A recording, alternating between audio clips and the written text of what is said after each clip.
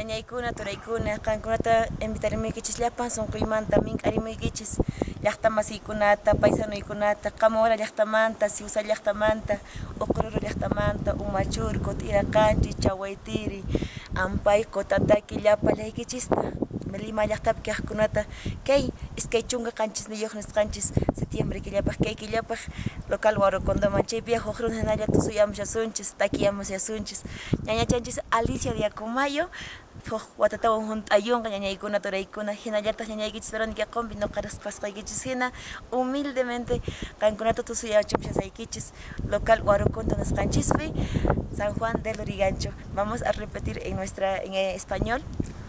Hago la cordial invitación a todos mis hermanos de los 24 departamentos de mi querido Perú, del norte, centro y sur, para que se vengan este 27 de septiembre al local Guarocondo de San Juan del Lurigancho. Ahí estaremos celebrando un año más de su vida artística de nuestra hermana Alicia de Acomayo, la engreída y la gran bienvenida de vuestra humilde servidora Verónica Qompi, la amorosa del sur.